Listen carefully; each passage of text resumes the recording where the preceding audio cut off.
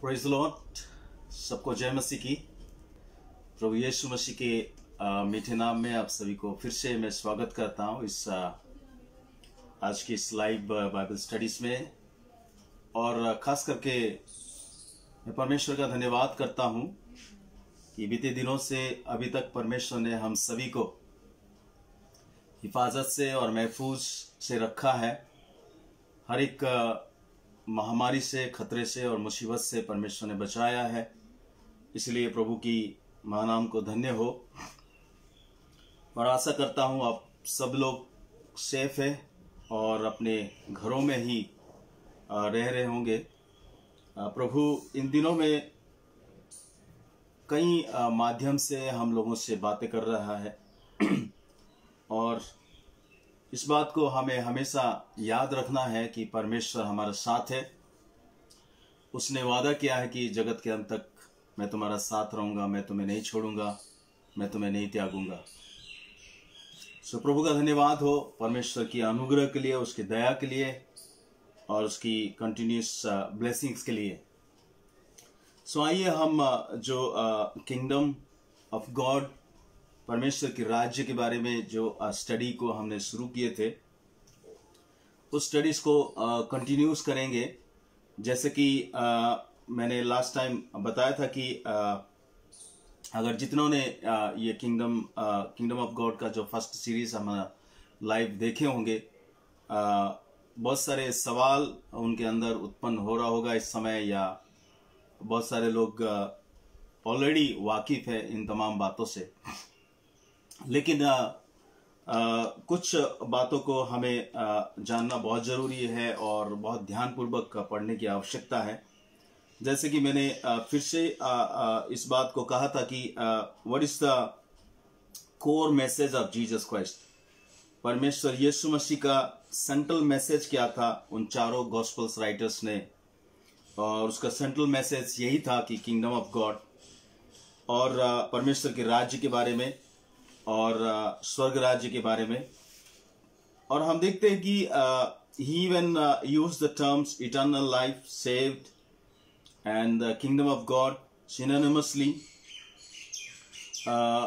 हम इस बात को मार्कुस लिखित सुसमाचार उसकी 10 अध्याय उसकी 17 से लेकर 26 तक भी इस बात को हम देखे हैं।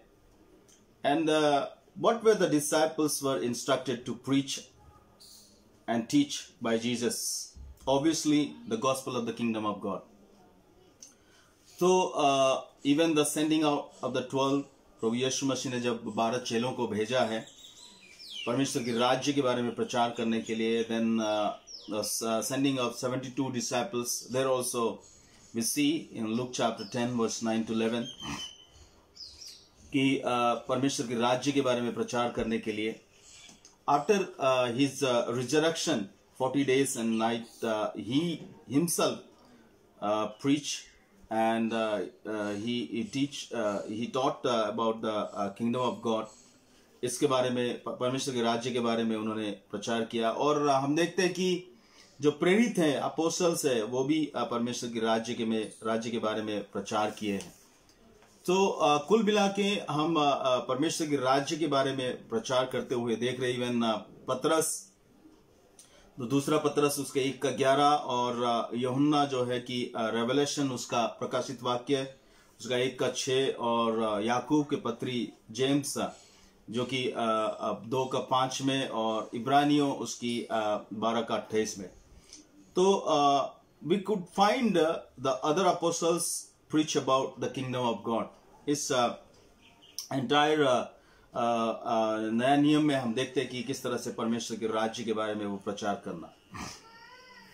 फिर मैंने एक खास बातों के ऊपर चर्चा करने के लिए इस बात बताया था। There are actually a bit confusion about the kingdom of God and kingdom of heaven को लेके, परमेश्वर के राज्य और स्वर्ग राज्य के बीच में बारे में बहुत सारे ऐसे कंफ्यूजन बातें हम देखते हैं। बड़े बड़े स्कॉलर्स किस तरह से अलग अलग तरीका से इसको इंटरप्रेट करते हैं और प्रचार करते हैं और अपने सिद्धांत या डॉक्ट्रिन्स को पेश करते हैं और कलीसिया में प्रचार किया जाता है, कलीसिया में सिखाया जाता है। So just I wanted to start with this question: is there a difference between the kingdom of God and the kingdom of heaven? क्या वास्तविकता में परमेश्वर के राज्य और स्वर्ग राज्य में क्या अंतर है? Let's look at to this very particular questions. Is there really a difference between the kingdom of God and kingdom of heaven?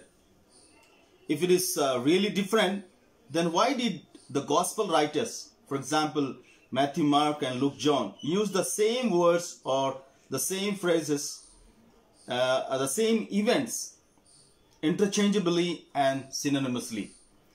अगर परमेश्वर की राज्य और स्वर्ग राज्य जो अल्फाज है, जो शब्द है, अगर एक ही है, वो अलग अलग नहीं है, तो जो सुसमाचार लिखने वाले लेखक, जैसे कि हम देखते हैं कि 4 सुसमाचार है, जो कि मत्ती, मार्कुस, लूका, यूहन्ना, और इन चारों ने अलग अलग जगह में अलग अलग शब्दों को इस्तेमाल किए हैं, पर ज्यादातर से एक ही जो इवेंट्स है और एक ही जो बातों को और एक ही जगह में जो घटना हुआ है, एक ही जगह में जो यीशु मसीह ने या प्रचार किया है या चेले लोगों ने प्रचार किए हैं, उस जगह को कुछ गॉस्पेल राइटर्स जो है, जैसे मत्ती जो है, वो परमेश्वर के राज्य के बारे में ज्यादा हम पाते हैं मत्ती के राइटिंग्स में।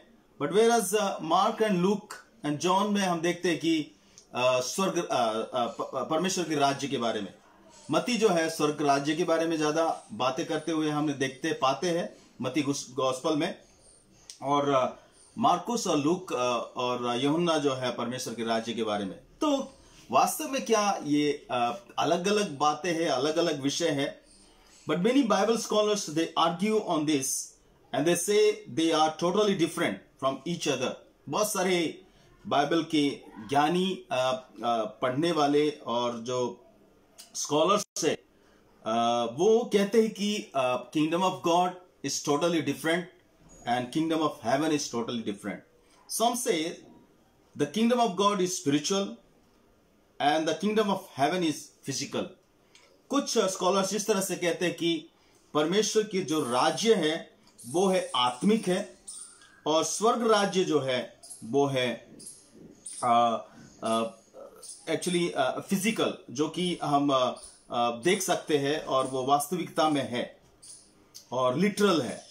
बेस्ड ऑन मैथ्यू उसका 6:33 में ये जो टीचिंग्स को जो सपोर्ट्स करते हैं वो लोग, the kingdom of God is actually spiritual and the kingdom of heaven is physical, इस बात को जो सपोर्ट्स करते हैं, खास करके उनकी 2 से कहीं ज्यादा वर्स को वो बाइबल से लेते हैं। उदाहरण के लिए मत्ती उसकी 6 अध्याय और उसकी 33, Seek ye first the kingdom of God and all things shall be added unto you. All these things shall be added unto you. तो इस बात को, पहले तुम परमेश्वर के राज्य और उसकी धार्मिकता को खोज करो और तमाम बातें जो है तुम्हें दे दी जाएगी और मिल जाएगी। और इस बात को लेके वो इस तरह से कहते हैं कि पहले परमेश्वर के राज्य का खोज करो, और जो कि बिल्कुल स्पिरिचुअल है, आत्मिक है, फिर इसके बाद वो ऑल दिस थिंग्स जो है, जो मटेरियल्स है, जो फिजिकल है, वो सारी चीजें मिल जाएगी। इस तरह से कुछ वो लोग इस बात को लेके आते हैं। और उनका बहुत मोस्ट फेमस और सपोर्टिव वर्स ये है कि रोमियो उसकी 14 अध्याय उसकी 17 आयत में हम पाते हैं कि क्योंकि परमेश्वर के राज्य खाना पीना नहीं, परंतु धर्म और मेल मिलाप और वो आनंद है जो पवित्र आत्मा से होता है। तो परमेश्वर की राज्य, the kingdom of God is not food और not drink, but peace and joy और इस तरह से राइचियसनेस और इस तरह से कहते हैं। तो इसलिए उनकी शिक्षा में यही एक बहुत खास रेफरेंस है, और भी है बहुत सारे, लेकिन इन चीजों को वो लेके चलते हैं कि किंगडम ऑफ गॉड जो है ये खाने पीने का नहीं, मतलब ये physical नहीं, but it's a spiritual, but the kingdom of heaven is actually physical. That's what they argue on this, and they prove themselves that this is how we believe. Hence, once group of people, they refers to the kingdom of God which is to come. और कुछ यही लोग जो है वो परमेश्वर के राज्य जो है जो अभी आया नहीं बल्कि आने वाला है, which is to come, and that is the millennium kingdom, जो कि जो 1000 साल प्रभु यीशु मसीह और वो आयरन रॉड से और वो शासन करने जा रहा है, मिलेनियम किंगडम जिसको कहा जाता है. And one group refers to the church age, और कुछ ग्रुप्स जो है चर्च एज को रेफर्स करते हैं, और रियल और spiritual, which is a total fabrication of the word of God. Actually अगर देखा जाएगा तो परमेश्वर की वचन में हम अगर बहुत बारीकी से अगर सर्च करेंगे, it's not about what the scholar says, it's about what the word of God says. We should be really very carefully studying about this. वास्तव में क्या ये किंगडम ऑफ गॉड जो है, परमेश्वर के राज्य जो है, ये स्पिरिचुअल है? क्या परमेश्वर की स्वर्ग राज्य जो है, क्या ये भौतिक है या ये शारीरिक है? और अगर ऐसा है तो बहुत सारे लोग जो है इस डिस्कशन को बहुत हार्ड बना के अपने अपने डॉक्ट्रिन, अपने अपने सिद्धांत को वो पेश करते हैं और कलीसिया में पढ़ाते हैं, और इंस्टीट्यूट्स और बाइबल कॉलेज, इवन इन सेमिनारीज में, और इस तरह से शिक्षा को देते हैं, अपने अपने डॉक्ट्रिन्स के ऊपर वो दृढ़ता में चलते हैं. But we should not forget one rules about the interpretation of the word of God. That is, as we go from the hermeneutic principles, let the Bible interprets the Bible. इस बात को जितने भी बाइबल स्कॉलर्स है, Bible school students है और teachers है, इस बात को अच्छी रीति से जानते हैं कि हमें अनुवाद करने की जरूरत नहीं है, हमें इंटरप्रेट करने की जरूरत नहीं है. Let the Bible interpret the Bible. इस बात को और हम सब लोग मानते हैं. So let's see what the Bible interprets about the kingdom of God and the kingdom of heaven, इसके बारे में. For example, Matthew उसकी सुसमाचार में Matthew used the word kingdom of heaven more than 32 times. अगर हम गौर से अगर देखेंगे, मैथ्यू जो है किंगडम ऑफ हेवन जो अल्फाज है, जो वर्ड है, वो 32 से ज्यादा समय वो इस अल्फाज को वो लिखा है. इन इस gospel and the word kingdom more than 14 times. और किंगडम जो राज्य, सिर्फ राज्य जो है 14 से ज्यादा बार उन्होंने ये अल्फाज को, ये वर्ड्स को इस्तेमाल किया. And the word kingdom of God he used 5 times. और किंगडम ऑफ गॉड जो वर्ड है, ये शब्द है परमेश्वर के राज्य, और ये लगभग 5 बार उन्होंने इस्तेमाल किया है.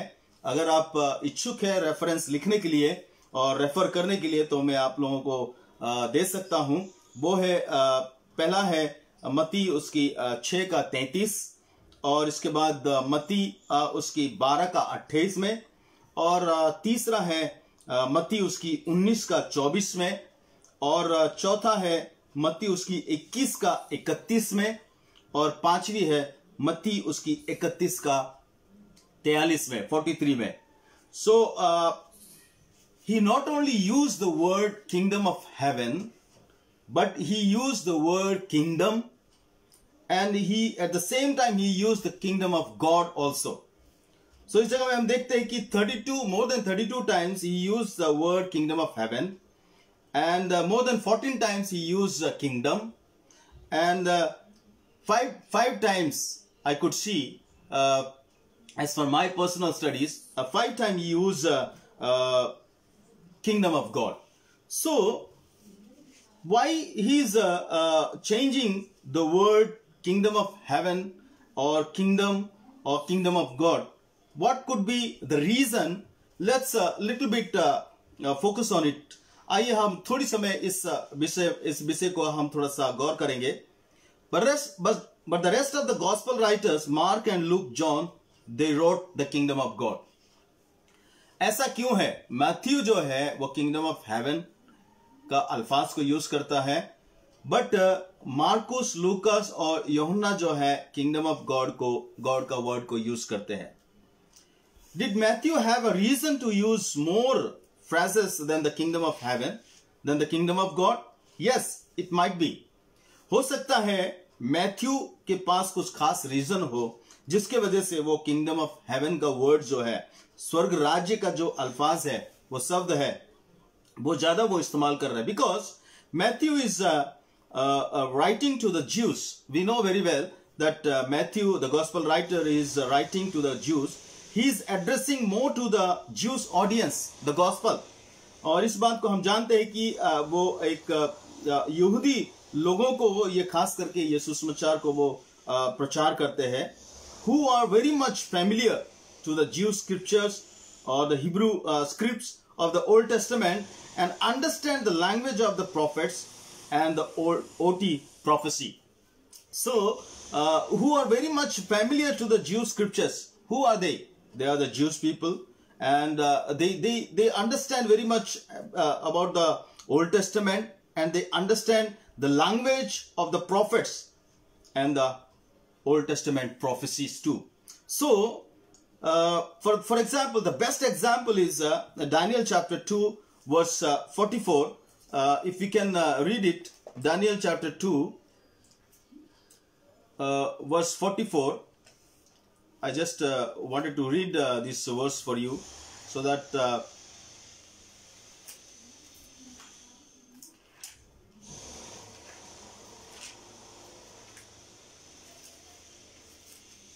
yes, Daniel chapter 2 verse 44, we see that इस जगह में हम देखते हैं कि उन राजाओं के दिनों में स्वर्ग का परमेश्वर एक ऐसा राज्य उदय करेगा जो अनंत काल तक ना टूटेगा और ना वो किसी दूसरी जाति के हाथ में किया जाएगा, वरन वो उन सब राज्यों को चूर चूर करेगा और उनका अंत कर डालेगा और वो सदा स्थिर रहेगा. एक बार इस बात को हम गौर से देखेंगे.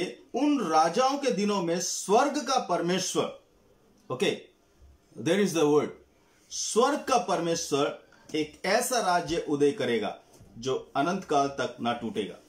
हम जानते हैं कि दानियल के दौरान किस तरह से राजा ने एक सपन देखा और दानियल जो है उस सपन का उत्तर को बताया, और वो ऐसे एक बहुत बड़ा इमेज को देखा है जो कि अलग अलग धातुओं से बना था, लेकिन स्वर्ग से एक ऐसा पत्थर आया और उसको स्मैश किया और जिससे वो चूर चूर और चकनाचूर हो गया है. और वही पत्थर जो है वो मैसाया है जो कि यीशु मसीह को दर्शाता है, जो कि राज्य करेगा. और इसी बारे में ये प्रोफेसी है. So here it's very clearly says that कि यहूदी लोग उस मैसाया का, उस राज्य का, उस राजा का वो इंतजार कर रहे थे, और वो आएगा और नाश करेगा और वो अपना राज्य को स्थापना करेगा. This is very clear. Therefore he used the kingdom of haven, the word. इस जगह में वो किंगडम ऑफ हेवन, क्योंकि इसमें लिखा है कि स्वर्ग का परमेश्वर एक ऐसा राज्य उदय करेगा. स्वर्ग का परमेश्वर मतलब यहूदी लोग जानते हैं कि वो स्वर्ग से आएगा उसकी राज्य और वो राज्य करेगा. Therefore, he might be expressing these words, or he might be using these words again and again, more time, the kingdom of heaven, in order to make the Jewish audience understand soon, or it is convenient for them to understand the old prophets and the prophecy. The idea is that the government is coming from heaven, and God the Father has given the authority to Jesus Christ, and he will rule on earth. This is very clear कि जो राज्य जो है स्वर्ग से आ रहा है, and पिता जो है ये अधिकार जो है यीशु मसीह को दिया है, एंड वो जो है इस धरती के ऊपर राज्य करेगा. Therefore, it's quite convenient to make the Jews understand immediately, or easy to understand the concept. Hence, he must have used these phrases, but time to time he also used the phrases the kingdom of God interchangeably. And for the same things, therefore, it is very clear that what Matthew, the gospel writer, means of the kingdom of God and the kingdom of heaven. But इस जगह में हम और एक बातों को हम देखते हैं कि मैथ्यू जो है यहूदियों को लिख रहा है और यहूदियों की ऑडियंस को ये समझा रहा है जो कि वेल वर्स विद द ज्यू scriptures, the old testament, the Hebrew writers, the OT prophets and the prophecies. तो इसीलिए उनके लिए कॉन्वीनियंट है परमेश्वर के राज्य, तो इसलिए इसको इस्तेमाल कर रहा है। लेकिन जगह जगह में और कई जगह में परमेश्वर के राज्य के बारे में उन्होंने भी बोला है। तो इसलिए क्या मैथ्यू खुद कंफ्यूज है? नहीं। और हमें इस बात को हमें समझने की आवश्यकता है। इवन हम देखते हैं कि मैथ्यू जो है और दूसरे लूक और मार्क जो है किंगडम ऑफ गॉड का वर्ड को ज्यादा प्रयोग में लेके आते हैं। सो they are in a different context. Each gospel writers they are presenting the gospel of Jesus Christ to a different group of people. Therefore, for heathen के लिए जो है कि kingdom of God understand करना बहुत आसान है। तो इसलिए क्योंकि वो राज्य में है और राज्य और राजा के बारे में अच्छी रीति से जानते, तो इसलिए उनके लिए मार्कुस और लूक और यूहन्ना जगह जगह में किंगडम ऑफ गॉड का वर्ड का वो प्रयोग करते हैं। But let's see some more details on these things in our study, especially pertaining the इस subjects को लेके some of the evidence we see, for example, उदाहरण के लिए अभी बहुत गुरुत्वपूर्ण एविडेंस को हम लेके आते हैं, जैसे कि मत्ती रचित सुसमाचार में हम देखते हैं कि मत्ती उसका 3:2 में हम देखते हैं, इसमें मत्ती लिखता है किंगडम ऑफ हेवन, परमेश्वर के राज्य। बट मत्ती उसकी 4:17 में भी लिखता है कि किंगडम ऑफ हेवन। ठीक है, मत्ती 3:2 में परमेश्वर की राज्य के बारे में लिखा है और मत्ती 4:17 में भी हम देखते हैं कि किंगडम ऑफ हेवन के बारे में, परमेश्वर की स्वर्ग राज्य के बारे में लिखा है। बट मार्क उसका 1:5 अगर हम देखेंगे, मार्कुस उसका 1:5 में क्या लिखा है कि सारे यहूदिया प्रदेश के और यरूशलेम के सब रहने वाले निकलकर उसके पास आए और अपने पापों को मानकर यरदन नदी में उसके mark 1:15, I am extremely sorry, mark 1:15 में हम देखते इसमें, और कहा समय पूरा हुआ है और परमेश्वर का राज्य निकट आ गया है, मन फिराओ और सुसमाचार पर विश्वास करो। तो परमेश्वर के राज्य, यही for the same events Matthew is referring here and saying that the kingdom of heaven, whereas Mark with the same event he refers the kingdom of God. क्या इनके बीच में कोई तालमेल है या भिन्न भिन्न विषय को वो कह रहे हैं? मेरे प्यारे जीजो, हमें समझने की आवश्यकता है। इट्स द सेम इवेंट्स, वही इवेंट्स है। मत्ती उसी इवेंट्स को बारे में बता रहे हैं कि उसकी 4:17 में हम देखते हैं, मत्ती उसकी 4:17 में वंस अगेन मैं आपको थोड़ा सा पढ़ के बताना चाहूंगा।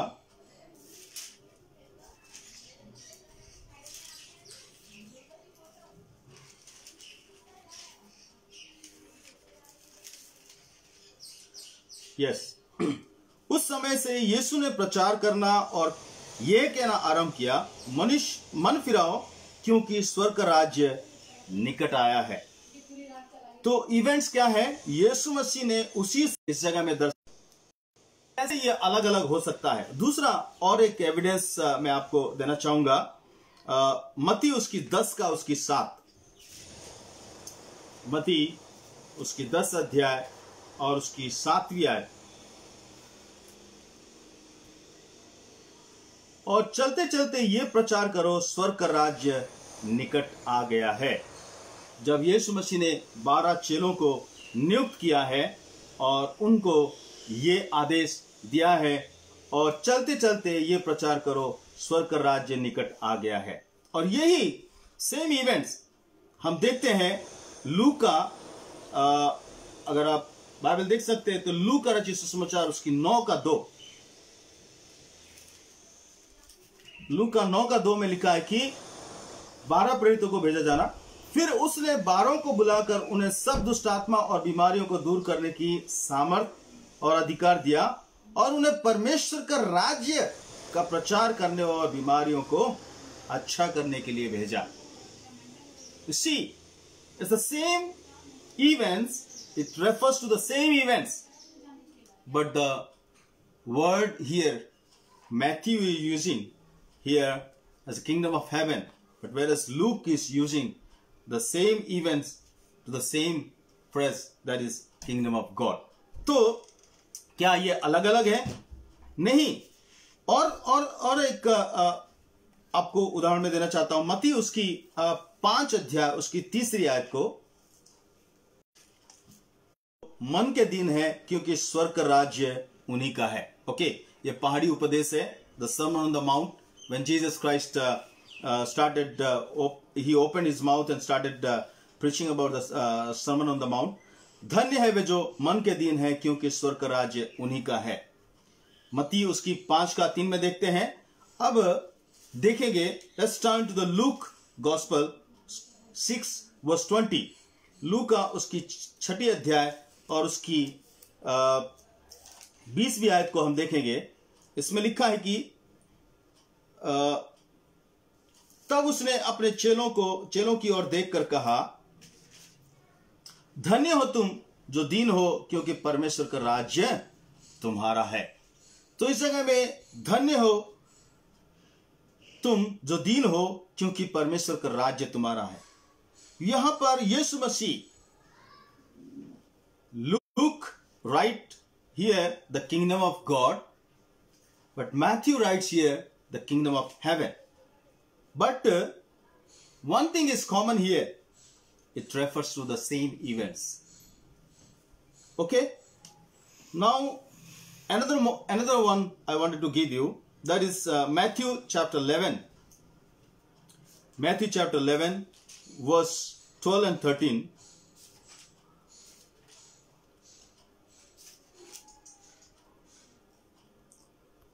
यूहन्ना बपतिस्मा देने वाले के दिनों से अब तक स्वर्ग के राज्य में बलपूर्वक प्रवेश होता रहा है और बलवान उसे छीन लेते हैं। यूहन्ना तक सारे भविष्यवक्ता और भविष्यवाणी करते रहे। इस जगह में मैथ्यू किंगडम ऑफ स्वर्ग के राज्य, किंगडम ऑफ हेवन को इस जगह में दर्शा रहा है, लेकिन लूका उसकी 16 लूक चैप्टर 16 वर्स 16 हम देखते हैं कि किस तरह से लूक कौन सा वर्ड यूज कर रहा है। उसी इवेंट्स को लूका उसकी 16 अध्याय उसकी 16 आयत को हम देखेंगे। व्यवस्था और भविष्यवक्ता यूहन्ना तक रहे, उस समय से परमेश्वर के राज्य का सुसमाचार सुनाया जाता रहा, परमेश्वर का राज्य का सुसमाचार सुनाया जाता रहा और हर कोई उसमें प्रबलता से प्रवेश करता है। So can you see the difference? Is the same event but the word is little bit change. That's Matthew says the kingdom of heaven. Here Luke says the kingdom of God. Another most important things that reference that I wanted to give you, that is Matthew chapter 19 verse 23. Matthew 19 उसका 23, मत्ती उसका 19 का उसकी 23वीं आयत को हम देखते हैं। तब यीशु ने अपने चेलों से कहा, मैं तुमसे सच कहता हूं कि धनवान का स्वर्ग के राज्य में प्रवेश करना कठिन है। ओके? और इसी सेम चैप्टर और सेम 24वीं आयत में हम देखते हैं, तुमसे फिर कहता हूं कि परमेश्वर के राज्य में धनवान के प्रवेश करने से ऊंट का सुई के नाके में से निकल जाना सहज है। Is Jesus really confused? क्या यीशु मसीह कंफ्यूज है इस बात को लेके, the kingdom of heaven and the kingdom of God को लेके? इसी बारे में, इसी 1-2 आयत नीचे 19 का 23 में हम देखते हैं किंगडम ऑफ हेवन, 19 का 24 में हम देखते हैं किंगडम ऑफ गॉड। सो हमें अभी समझ में आया होगा, और मैं समझता हूं कि आप लोगों की आंखें वाइडली खुली होगी परमेश्वर के वचन के द्वारा, कि it's not difference, it's the same event और the same thing that the gospel writers they are presenting. तो इसलिए now by this all the reference we must have understood well that the kingdom of God and the kingdom of heaven is not two different things, but it is one and the same thing. मेरे प्यारे जी, जो परमेश्वर के राज्य और स्वर्ग राज्य कोई अलग अलग नहीं है, डिफरेंस नहीं है, एक ही है। क्योंकि जैसे कि मैंने पहले बताया था कि जो hermeneutics का जो प्रिंसिपल्स है, let the Bible interprets the Bible, here we very clearly sees that the Bible interprets very clearly the kingdom of heaven is not different than the kingdom of God. They're equally the same thing. Or we could find many reference here. They refers to the same events, what Jesus Christ was preaching or teaching, or what the disciples were instructed to teach or preach. So the kingdom of God had already come in Jesus. The kingdom of God had already 2000 years ago, and it's been inaugurated because Jesus frequently referred to himself on the as the Son of Man, which is being described in Daniel chapter 7. दो मनुष्य का पुत्र के बारे में यीशु मसीह स्वयं उसको घोषणा किया है कि परमेश्वर के राज्य तुम्हारा निकट आ पहुंचा है। So his listeners know he was claiming the messiahship, Mark chapter 14 verse 21। और उसके सुनने वाले जो यहूदी हैं वो समझ गए हैं और इस बात को कि हाँ, परमेश्वर वो जो सन ऑफ मैन जो डैनियल उसकी 7वीं अध्याय में लिखा गया है उसके बारे में, और उसी को वो क्लेम कर रहा है कि वो उनके बीच में आ चुका है। So by claiming to be the son of man, Jesus said the kingdom of God had come in him.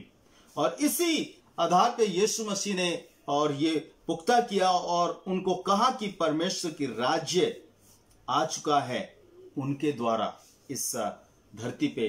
वो है यूहन्ना, पहला यूहन्ना उसकी 3 का उसकी 8वीं आयत में हम देखेंगे।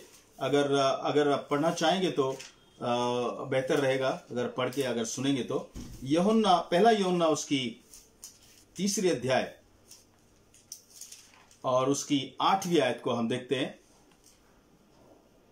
जो कोई पाप करता है वो शैतान की ओर से है, क्योंकि शैतान आरंभ ही से पाप करता आया है। परमेश्वर का पुत्र इसलिए प्रकट हुआ कि शैतान के कामों का नाश करे। Yes, Jesus Christ came to destroy the works of the evil. Jesus overcomes evil by establishing his reign on earth. यीशु मसीह उस दुष्ट को ऊपर प्रभुता पाया है और उसकी राज्य को स्थापना किया है और इस धरती पे, और इसलिए यीशु मसीह संसार में आया है। Until the Lord's returns, there is a mixture of good and evil. But Christ's kingdom is present. जब तक यीशु मसीह का दूसरा आगमन नहीं होता है तब तक जो है righteousness and unrighteousness और ये evil world में परमेश्वर की राज्य जो है वो ऑपरेट हो रहा है। Until the Lord's returns, there is a mixture of good and evil, but Christ's kingdom is present, but it is present in an evil world. और इस बात को हम बेहतरीन और क्या उदाहरण में दूं आप लोगों को? Best example is the parable of the weeds and the wheat के बारे में हम देखते हैं। मत्ती उसकी 13 अध्याय उसकी 36 से लेके 43 में, और किस तरह से यीशु मसीह ने उनको उदाहरण दिया कि और इस इविल वर्ल्ड में, और किस तरह से वीट के साथ साथ जो वीड्स है वो भी किस तरह से पल रहा है। तो आने वाले दिनों में मैं चाहूंगा कि इसके बारे में भी और गहराई से हम चर्चा करेंगे। A day is coming, the day of the Lord, जिसको वो राज्य, परमेश्वर के राज्य कंप्लीटली वो स्थापना करने जा रहा है इस धरती में। A day is coming, that's the day of the Lord, when all creation willingly and unwillingly will see and acknowledge Jesus reign। और सारे सृष्टि के लोग जो है, चाहते हुए ना चाहते हुए भी, और परमेश्वर यीशु मसीह के राज्य को वो एक्नॉलेज करेंगे और उसकी शासन को वो मानेंगे। वो है, हम देखते हैं कि उसकी शासन के अधीनता में आएंगे। वो है प्रकाशित वाक्य उसकी 11 का 15वीं आयत में हम बहुत अच्छी रीति से पाते इस बातों को। Satan still reigns and as the prince of this world, अभी भी शैतान जो है प्रिंस ऑफ द वर्ल्ड बना हुआ है और वो शासन कर रहा है। And the rulers of the kingdom of the air, the spirit who is now at work in those who are disobedience, according to John 14 verse 30। और एफिसियों उसकी 2 का 2 में हम देखते हैं कि अभी भी शैतान जो है राज्य कर रहा है और परमेश्वर की लोगों को भरमा के, the spirit who is now at work, अभी वो स्पिरिट काम कर रहा है, वो दुष्ट इब्लिस, वो दियाबलोस जो है अभी काम कर रहा है। In those who are disobedience, और उन डिसोबीडियंस लोगों के बीच में वो कार्य कर रहा है। But the day is coming, this things we should remember. और उस समय जो है संपूर्ण रूप से प्रभु यीशु मसीह और पूरे किंगडम को टेक ओवर करेगा। लेकिन मेरे प्यारे जी, जो the kingdom of God had already come in Jesus Christ 2000 years ago, and it's been inaugurated because Jesus frequently referred to himself as a son of man, which is being described in Daniel chapter 7. So his listener know he was claiming the messiahship, or by claiming to be the son of man, Jesus said the kingdom of God had come in him, or it's been operated by those who believe in him। जो लोग उसको पर विश्वास करते हैं वो परमेश्वर के राज्य इस इविल वर्ल्ड में अच्छा कार्य को कर रहे हैं, और परमेश्वर के राज्य दुष्टात्मा निकल जाता है और बीमारी चंगे हो जाते हैं, छुटकारा और चंगाई और समाधान को हम देखते हैं, और वो लोग जो है परमेश्वर के राज्य में प्रवेश हो रहे हैं और परमेश्वर के राज्य और बढ़ती जा रही है। और आने वाला दिन में हम विस्तार रूप से और इस किंगडम सीरीज को और आगे चर्चा करेंगे। क्या किंगडम ऑफ गॉड अगर आया है तो अभी तक क्यों दुष्ट प्रबल है, और इस दुनिया में बहुत सारे शैतान की कार्य क्यों हो रहा है, और लोग क्यों अंधकार में अभी है। और अगर परमेश्वर के राज्य आ गया है तो कोई बीमार नहीं होना चाहिए, कोई परेशानी में नहीं होना चाहिए। बहुत सारे सवाल आपके अंदर आ सकता है। तो आगे को next in our next live God willing we will discuss more about this, how the kingdom of God in Christ Jesus it's been operated in this world and till his second coming, kingdom already and not yet. इसके बारे में हम और details में आने वाले दिनों में हम सीखेंगे। तो प्रभु आप सभी को बहुतायत से आशीष दे। मैं आशा करता हूं कि इस टीचिंग से आप लोगों को काफी सहायता मिला होगा और मदद मिला होगा परमेश्वर के वचन को सही मायने में समझने के लिए। और मैं चाहूंगा कि अगर जिस किसी के पास भी अगर कोई सवाल है रिलेटेड टू आज के टीचिंग्स या पिछले हमारा जो टीचिंग्स था जो किंगडम ऑफ गॉड के बारे में, और आज का जो is there difference between kingdom of God and kingdom of heaven, इसके बारे में अगर कोई तो सवाल है तो आप कमेंट बॉक्स में लिख सकते हैं, और कोई नया सजेशन है तो आप दे सकते हैं।